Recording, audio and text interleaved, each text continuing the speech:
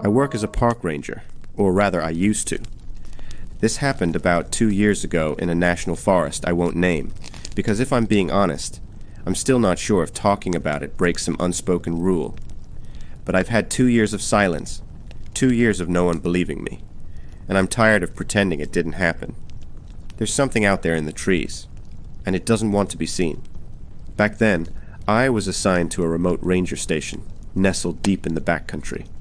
It wasn't one of those scenic tourist spots with trail maps and guided hikes. No, this place was meant for solitude.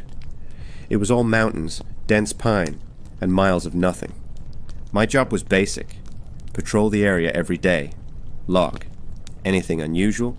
Keep an eye out for hikers or campers, and radio in twice a day. It was boring most of the time, until the radio stopped working. It was the middle of October, cold and gray.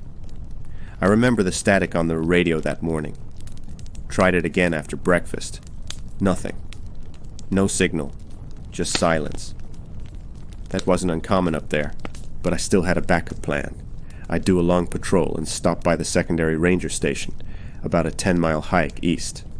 I packed light and left by noon. The trail there was overgrown and barely maintained. We hardly ever used it, but I'd walked it before. It should have taken 4 hours, tops, but I never made it.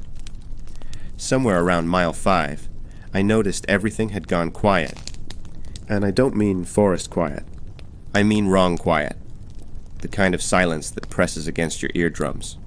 No wind, no birds, not even the crunch of my own boots felt right. I stopped walking. I just stood there, listening. Then I heard it. Snap. A twig. Maybe 20 feet off the trail to my left.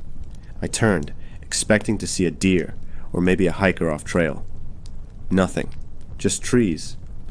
Still as death. I kept walking, a little faster now, and that's when I saw it. A figure, far ahead on the trail, maybe 100 yards. Too far to make out clearly, but tall, standing perfectly still in the middle of the path. I called out. No response. I waved. Still nothing. Then, as I got a bit closer, it stepped sideways off the trail into the trees, gone, like it melted into the forest. I didn't chase after it. I'm not an idiot. I picked up the pace and walked for another hour, glancing over my shoulder every few minutes. The sun was going down, and I realized I was nowhere near the second station. Nothing looked familiar. No trail markers. No fork in the path. Just trees.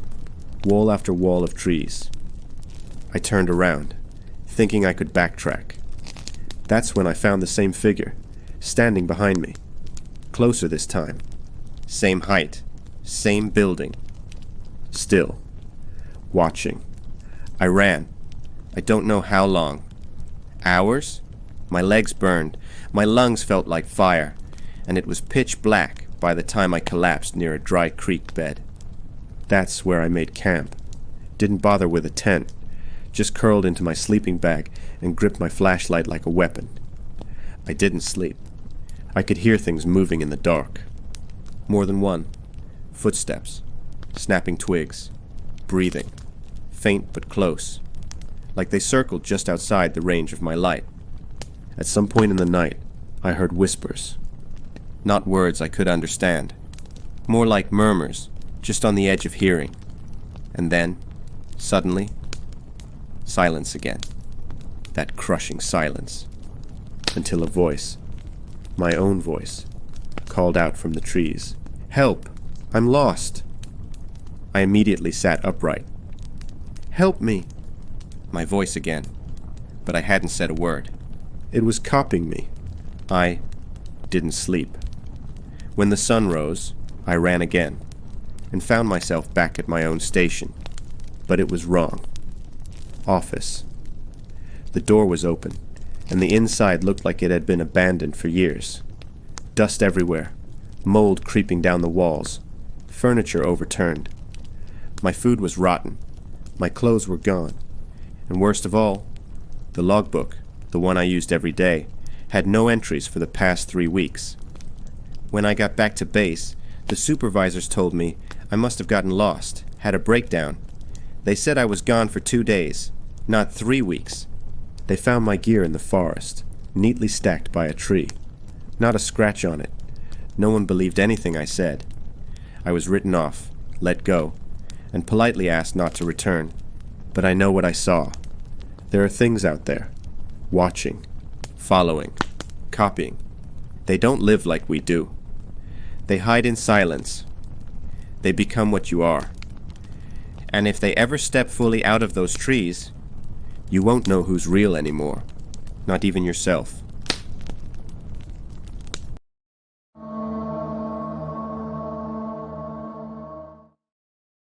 I transferred to Elk Creek Station in northern Montana after my last post was shut down due to budget cuts.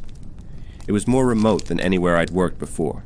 Just a radio shack, a fuel shed, and a ranger cabin set deep in a valley surrounded by black pine. Closest town was over 60 miles away, and there were no marked trails past the main dirt road. When I arrived, my predecessor, Ranger Burke, was already packed. He didn't say much, just handed me the key, warned me about the wolves, and left. Before he drove off, I asked, "How are the winters out here?" He looked at me for a long time, like he was trying to decide if I could handle something. Then he said, "You'll hear things at night. Don't go looking for them." And that was it. He drove away and never came back. The first few days were quiet. Lonely, sure, but peaceful. I spent my time fixing the fences, checking the trail cameras, and doing firewatch runs. No hikers, no hunters. No one came this deep unless they were lost or hiding. By day 5, I'd covered most of the territory, but there was one place I hadn't gone yet. Dead Elk Hollow. It wasn't on any maps, but there was a hand-drawn note in the ranger binder. Do not enter Dead Elk Hollow. No reason, just that. Capital letters, sharp handwriting, probably Burke's, so of course I had to go. I hiked out that way on a cloudy afternoon. The wind was still. The forest felt heavier the deeper I went, like the trees were leaning in closer. I didn't find any elk. I didn't find much of anything, except for the smell. It hit me like a wall. Rot, wet fur, blood, and something else. Something wrong. I covered my nose and pushed through the brush until I reached a small clearing, maybe 30 feet across. In the center was a pile of dead animals, all kinds. Elk, deer, raccoons, even a bear cub, all rotting. None of them looked like they'd been eaten. No bite marks, no signs of struggle. They were just dead, dumped there. I turned to leave, and that's when I saw the symbol. It was carved into the trunk of a huge pine tree, facing the pile. A deep spiral-shaped etching, filled in with something dark. It looked old, but the bark around it was freshly cut. Someone had recarved it recently. I took a photo and backed out of there fast. That night, I dreamed I was in the clearing again. Only the pile was gone. Instead, something stood in the middle. It was tall, bone-thin. Its arms were too long. Its face was covered in loose skin, like it had been stitched on backward. It turned toward me, but I woke up before I saw its eyes. I didn't sleep the rest of the night. Next morning, I checked the trail cams. One of them, cam 6, facing the old stream bed near Dead Elk Hollow, was offline. Battery dead. I hadn't placed it there myself. It must have been Burke. I hiked out to grab it around noon. The weather had turned colder. The air felt tight, like before a thunderstorm. The camera was snapped clean off the tree. Not chewed, not weather damage, snapped.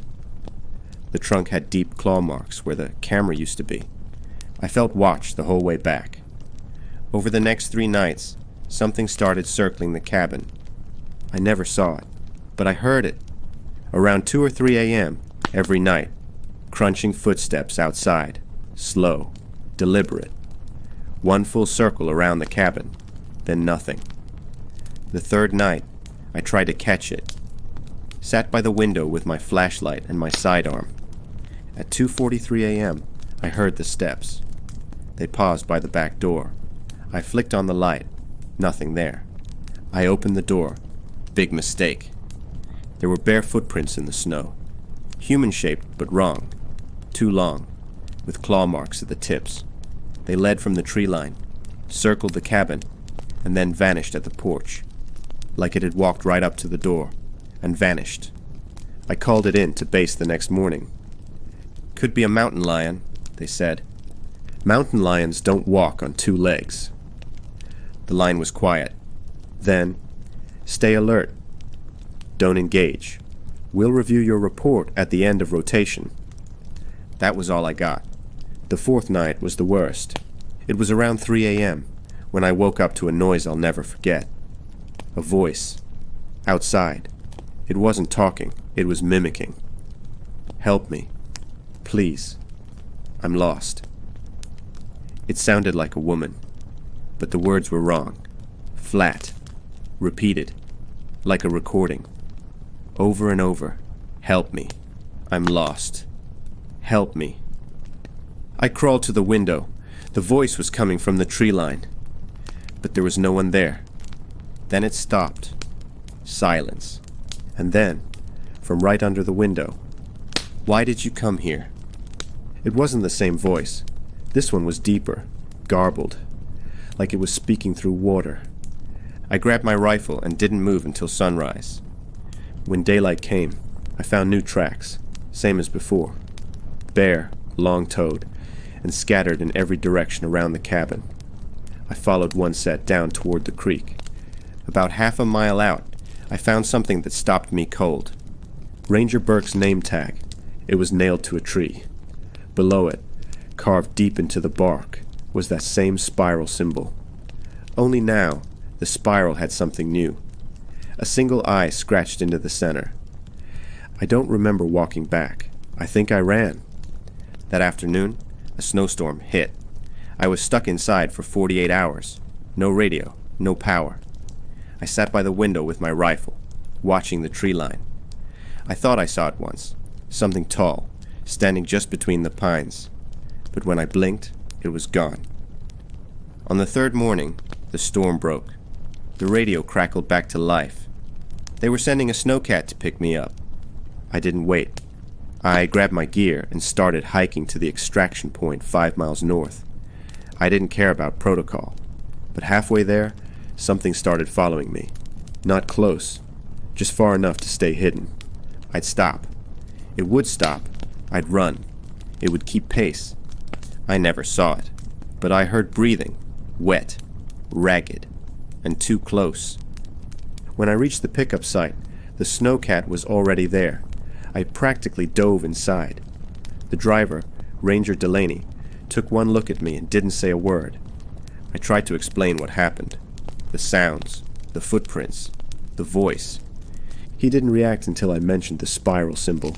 Then he said, "You saw the hollow." I nodded. He stared at the road ahead.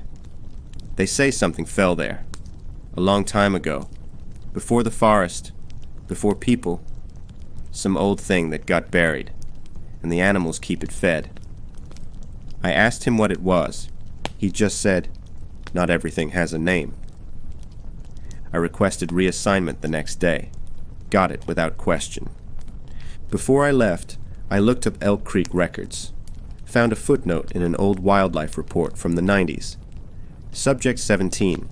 Bipedal pattern. 3 toes. Extended gait. Possible mimic behavior. Avoid night patrols near Hollow Sector. No follow-up, no name, no warnings, just that. It's been a year. I still think about what I saw, or what almost saw me, about that pile of dead animals, the voice, and the symbols. And sometimes I dream I'm back there, standing in the clearing. But this time, I see its face, and I always wake up screaming.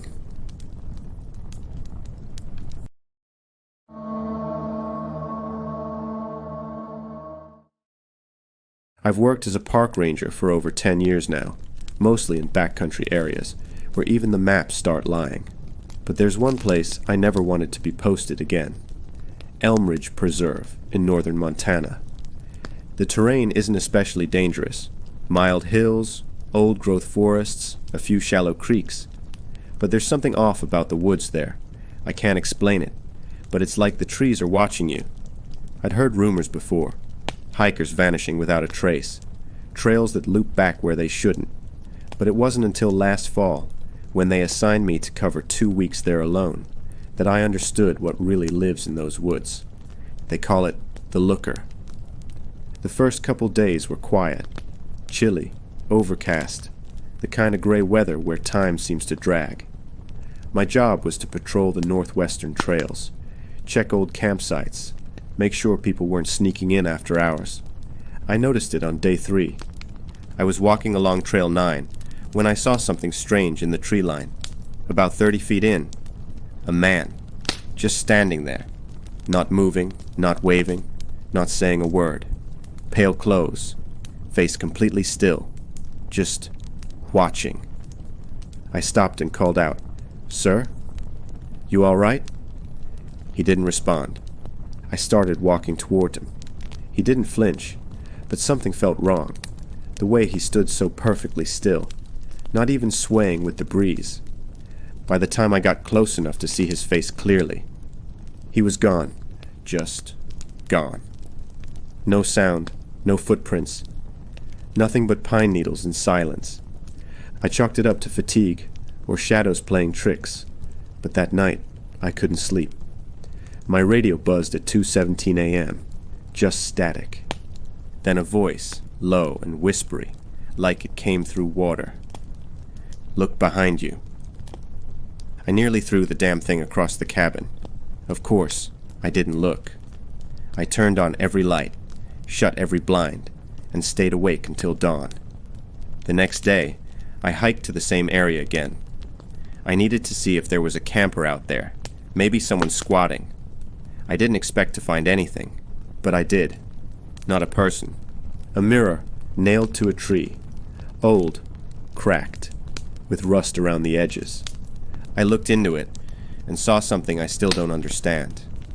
The woods behind me in the reflection weren't right. Trees were dead, sky pitch black, and standing there, behind my reflection, was that man. Same pale clothes, same expressionless face, just watching. I turned around fast. Nothing there. But when I looked back into the mirror, his face was closer, like he had moved, but only inside the reflection. I backed away and left that trail immediately. That night, I put the mirror out of my mind until around midnight, when I heard knocking. 3 slow knocks on the cabin door. No one should be out here at that hour. I radioed base, dead signal. I grabbed my flashlight and opened the door. No one. But something caught my eye. Another mirror, sitting on the porch this time. Same size, same rusted edges. Just sitting there, like someone had left it as a gift. I didn't look into it. I smashed it with the butt of my flashlight and stayed inside with my rifle on my lap. The next day, I found a second mirror nailed to a tree near the lake. That's when I realized something. They weren't randomly placed. The mirrors were all facing toward the cabin. Each one was pointed like a signal, like something was mapping me, watching me from every angle. I went back and checked the trail cameras we'd set up for wildlife. Every clip was fine until 2:17 a.m. every night. Then static. Then frames of myself, walking the trails with a blank expression. Only I wasn't out there. I was in bed. And in those clips, someone was always following me, just a few steps behind, face blurry, always just out of frame. I tried to call for evacuation. No signal. I even tried hiking out of the preserve myself the next morning. But the trails didn't make sense anymore. I walked for 3 hours and ended up back at the cabin, coming in from the opposite direction I'd left. That was when I started losing time. I checked my watch. It'd be 10 a.m. Blink. Then it'd be 4 p.m. And I'd be standing somewhere new, with no memory of how I got there. One time, I found myself staring into a mirror I don't remember walking to. And that time, he blinked. By day 10, I stopped sleeping. Every time I closed my eyes, I dream of that face getting closer in the mirror. In one dream, he opened his mouth, his jaw unhinged down to his chest, and a forest came pouring out. Trees, wind, ash, all flooding out of his throat like a landslide. When I woke up, my shoes were muddy. On the second to last night, I finally snapped. I tried burning the cabin down. Took a gas can from the shed, poured it across the floor, and struck a match. Nothing. The match fizzled out. I tried again. Same thing. The flame would light, but it wouldn't catch. Like fire itself didn't work there. The mirrors around the cabin multiplied. I counted 12 just from the windows, all of them showing me, but with little changes. Scratches on the face, eyes too big, blood coming from the ears. And in each one, he was closer. In one, he was behind me smiling. The next morning, I woke up in my truck, parked at the ranger station 30 miles away. No mirrors, no mud, no cuts. My rifle in the back seat, untouched. Karen was there. She said I never called, never checked in. I'd been missing 4 days longer than I thought. She looked at me and said, "You look like you haven't slept in a year." I asked about Elmridge. She just shook her head. "We don't send people out there anymore. Not since 2 rangers vanished last year." I put in for a transfer the next day, but sometimes, in the bathroom mirror, in the rear view, in a storefront window, I catch a glimpse of someone behind me. And sometimes, he's not watching anymore. Sometimes, he's smiling.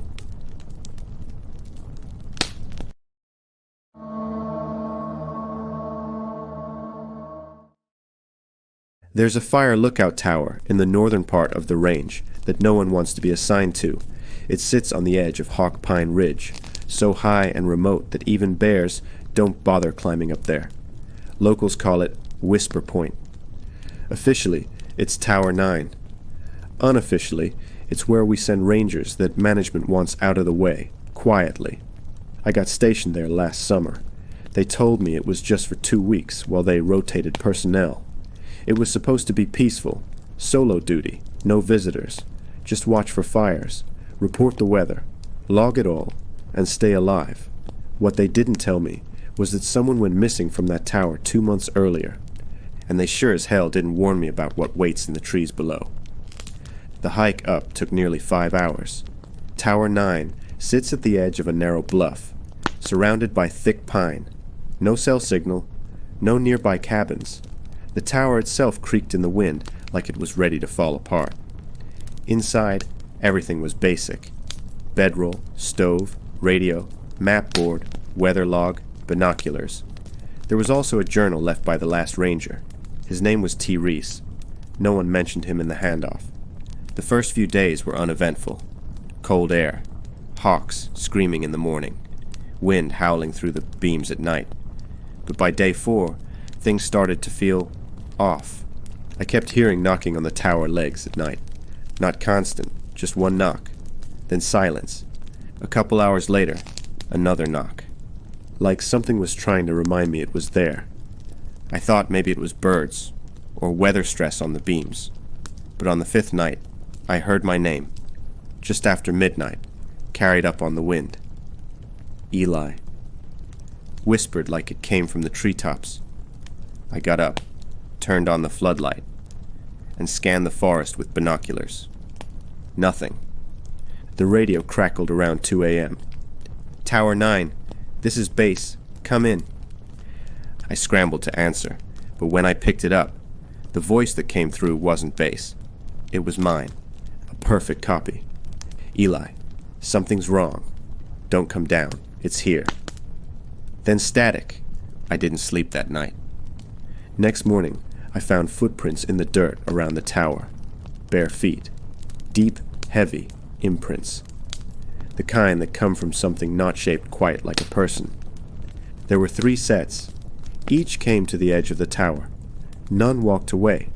They just stopped, like whatever made them climbed up. That day, I opened Reese's journal. Most of it was boring stuff. Weather notes, trail checks, complaints about canned food, but the last 4 entries changed everything. June 12th. Heard knocking again. Noticed tracks this morning.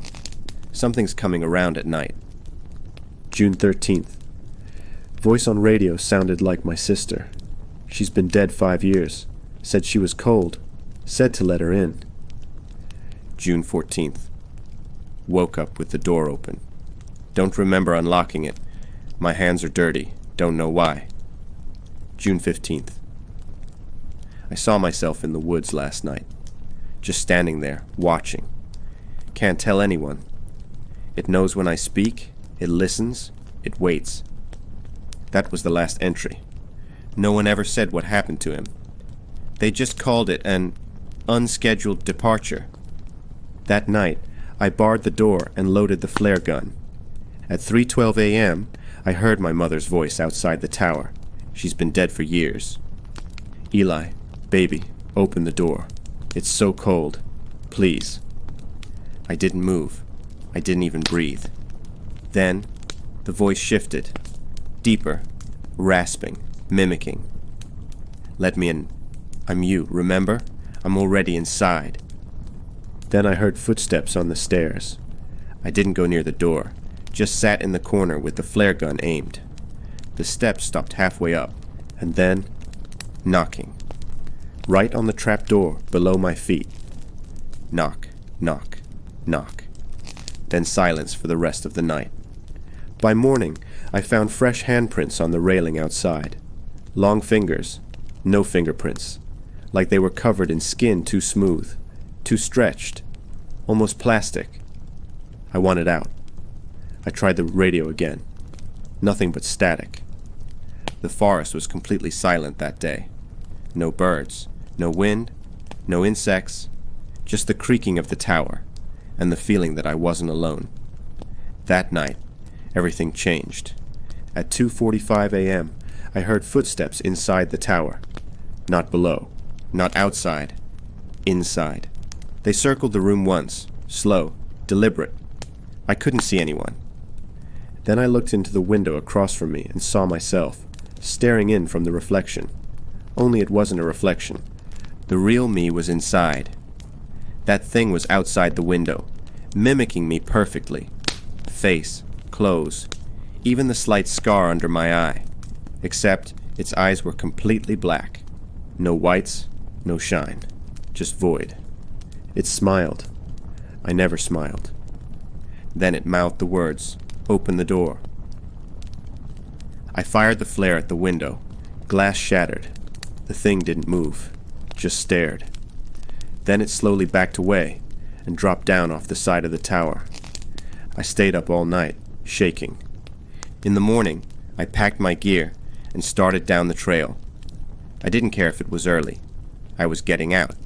But halfway down, I saw something that made me stop cold. Me. Walking up the trail. Same backpack, same clothes, same face. It saw me and grinned. Not a human grin. Too wide. Too many teeth. I turned and ran. Didn't stop until I made it to the ranger station an hour away. Lungs burning. Heart in my throat. They found me curled up on the floor of the break room. I told my supervisor everything. He nodded slowly and said, "That tower's cursed. We've known for a while. Something up there pretends. It copies. But it doesn't understand people." "Then why keep sending rangers up there?" I asked. He looked tired. "Because someone has to watch it.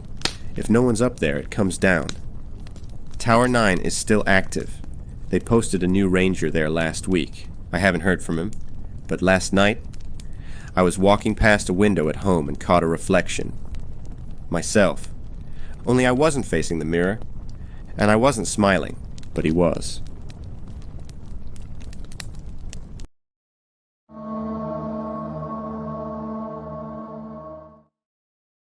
They don't scream when they go missing.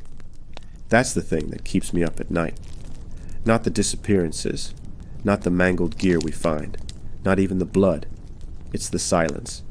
You'd expect them to cry for help, shout, something, but they don't. They just wander off, and they never come back right. I've been a backcountry ranger for 9 years in a stretch of wilderness we call Ridgewater Range, right along the Idaho border. It's steep, heavily forested, and remote enough that when people go missing, the only witnesses are the trees. Last autumn, we started losing hikers, one by one. Not to falls or accidents. They just vanished off marked trails.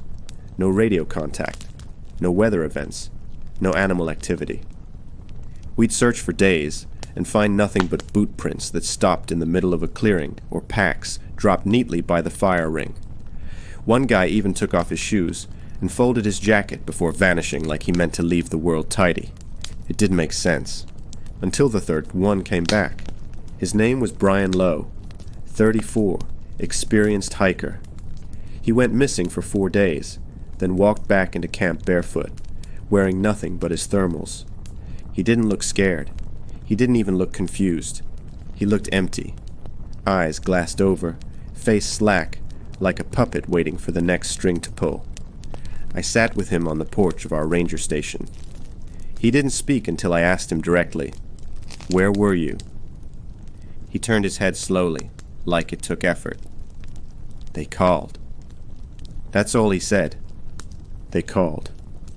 We had him sent down the mountain for medical evaluation, but the next morning, he was gone again. Slipped out through a locked door, left a trail of wet footprints through the hallway, straight out into the woods. He hasn't been seen since. 3 days later, another ranger, Luis, started hearing things on patrol. Said he kept hearing his name in the wind, soft and slow, like it was being dragged across the trees. I told him it was the stress, the missing hikers, the long shifts. I told him to take a day off. He said he couldn't. "They won't let me," he told me. "They're close now. I hear them at night." That night, I woke to his bunk empty. Boots still under the bed. Flashlight on the floor. Outside the cabin, I found his radio. It was still on, playing something that sounded like a heartbeat mixed with static.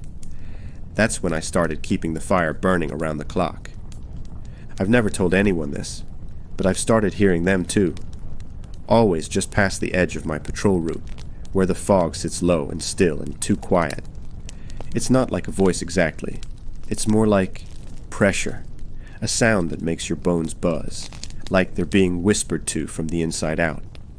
They don't yell. They don't need to.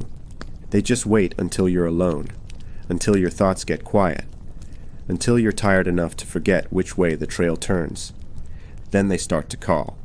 I tried setting up cameras, motion sensors, trail markers. None of it works. The footage cuts out right before they're supposed to appear. The markers disappear. The batteries drain overnight, even when they're new. One time, I reviewed a camera feed and saw myself, just standing in the woods. Only I hadn't left the station all day. The timestamp said 2:14 a.m. In the video, I stood facing the trees for 10 minutes. Didn't move, didn't blink. Then slowly, I raised one hand and pointed straight at the camera, like I knew it was watching. I started burning sage, praying, sleeping in shifts with a second ranger. None of it helped. They don't care about rituals or fences. They just wait and call. Last week, we found a hiker who'd been missing 12 days. She was kneeling in the middle of a burned-out clearing, surrounded by stones arranged in a perfect spiral. Her eyes were gone. Just gone. No blood. No trauma. Just empty sockets staring at nothing. She was humming a tune I recognized. It was the one I hum when I'm nervous. I called in a full evacuation of the ridge. No one argued. We cleared out in under an hour, but I stayed behind for one last check, to walk the station one last time. When I came back from my round, I found something sitting in my bunk. A pair of my own eyes, not bleeding, just placed gently in the center of the blanket, like someone had taken inventory, like they were saying, "We'll need these soon." I sleep in the truck now, with the engine running. I keep my rifle across my chest and a flare gun in the cup holder. They don't like fire, not at first. But lately, I see figures in the smoke. Sometimes they look like me. Sometimes they look like people we've lost. Sometimes they're just shapes. Too tall, too thin. Not meant for this world. They still haven't taken me, but I know they will. Because last night, I caught myself humming, and I wasn't scared. I was smiling.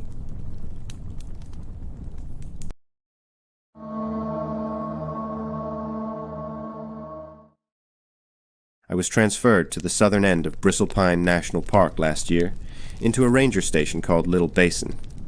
Not a glamorous assignment. No big trails, no heavy foot traffic, mostly backcountry oversight. I liked that. The isolation suited me, until I started noticing the meadow. I first saw it during a supply run. There's a thin, winding trail that cuts through a dense patch of pine, normally overgrown to hell and full of ticks. That day, it opened up, wide. A perfect clearing I'd never seen before. I remember standing at the tree line, confused. Because I knew this area. I'd mapped it, walked it. There shouldn't have been a meadow there. Not just a clearing.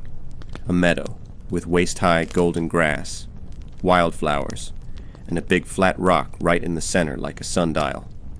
It was peaceful. Too peaceful. I radioed it in. Nobody responded. Didn't think much of it.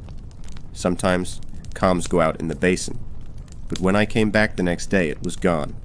I mean it. I retraced every step. Same trail, same grove, but no clearing, no meadow. Just solid, dense forest, where the light barely broke through. I chalked it up to stress. Maybe I'd gone off trail. Maybe I'd imagined it. Until Sarah brought it up. Sarah was one of the only other rangers posted near me. Lived at the North Station. We didn't talk often, just swapped reports and did joint checks when needed. We were hiking the border of our patrol zones when she stopped mid-step and said, "Do you ever get a weird feeling near the old meadow?" I froze. What meadow? She looked at me like I was the crazy one. You know, the one past Barrow Pine. The grass is all soft, and there's that big stone in the middle. I didn't answer. I couldn't. Because I'd never told anyone about what I saw. She kept talking like she didn't notice the look on my face. I had a dream I was laying there last night. The sky was red. Felt like something was watching from the tree line. Then she laughed, like it was nothing. But her eyes weren't laughing. That was the last time I saw her. They said she went AWOL, packed light, left a note in her cabin saying she needed a break. No signs of struggle, no tracks leading away. But I searched every inch of that area, every tree, every trail, and eventually, I found the meadow again. It wasn't where it used to be, but there it was. Same perfect circle of grass, same flowers, same flat stone in the middle. Only now, there was something carved into the rock. A name. Sarah went. That's it. Just those words. I tried taking a photo. My phone crashed. Camera app wouldn't open. I took a picture with my Polaroid instead. It came out blank. Just white. Not even static. Just empty. I went back to the station, shaken. Spent the night checking every record I had. Her name wasn't in the schedule anymore. Her cabin was cleared out, marked vacant, awaiting assignment. Even the other rangers acted strange. When I brought her up, they'd blink like I'd said something unfamiliar. Sarah? Who's that? I found her photo in the supply log, taken last month, and brought it to our supervisor. He stared at it, then said, "This isn't one of ours." The picture faded as I held it, right in my hands. The ink washed to pale gray, then white, like she'd never been there. It's not just her. Others are missing too, quietly, one at a time. They don't scream, don't leave signs. They just vanish. And if you bring them up, people forget. They stop existing. I started marking my arms with names in Sharpie. Sarah, Gage, Emery. People I know were real, because I know what's coming. Last night, I woke up to my boots missing. Found them at the edge of the woods. Muddy, facing the trees. Next to them was a piece of paper. Lay down in the grass. I think that Meadow moves. I think it watches from behind the trees, waiting for you to see it again. And once you do, it doesn't chase you, doesn't hunt. It just waits until you're too tired to run, too curious to resist. I keep hearing the wind whisper names I don't recognize. Maybe those are the ones who came before us. Maybe soon, mine will be one of them. But until then, I'm staying awake. Because once I fall asleep, I know exactly where I'll wake up.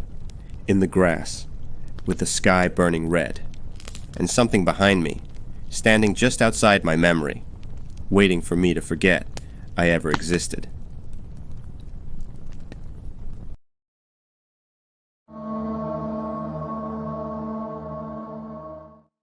There's a part of the preserve we call Gray Hollow. It's not on most maps anymore.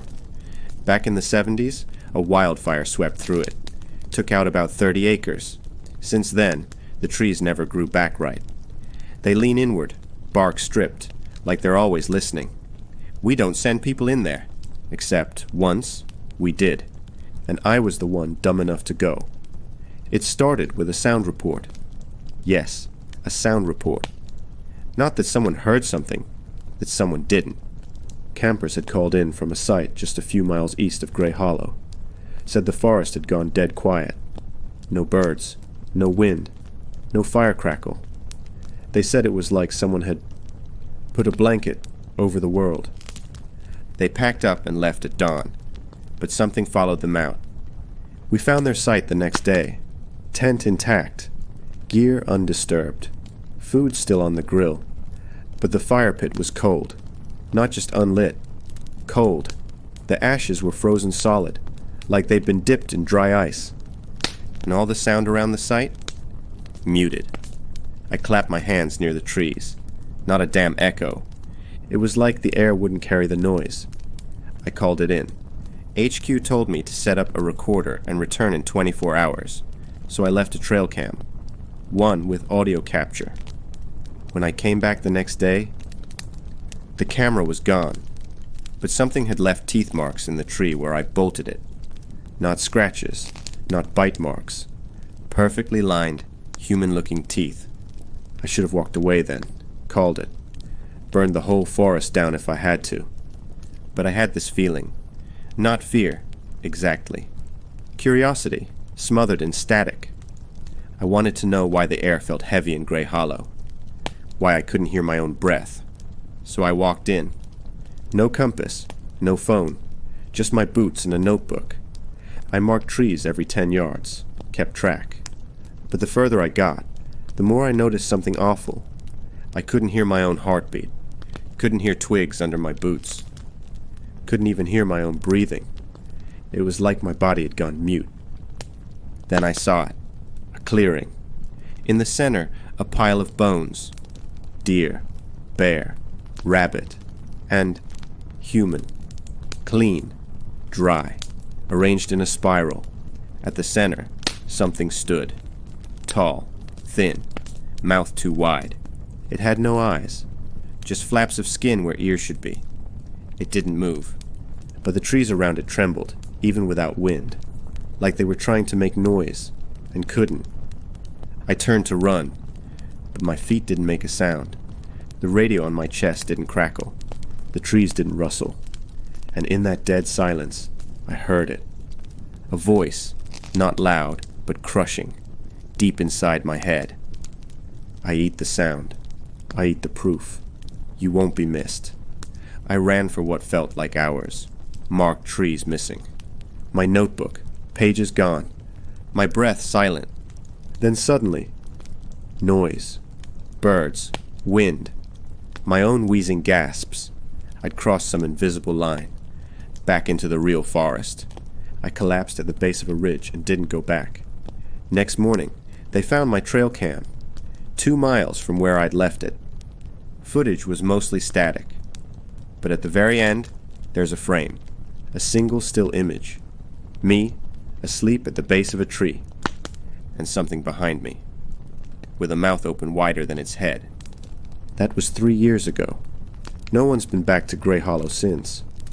But sometimes, at night, when everything gets too quiet, I swear I hear it again. A voice buried deep in the stillness, saying, "You brought the silence with you." Thank you for watching till the end. If you want more terrifying stories and encounters, don't forget to subscribe.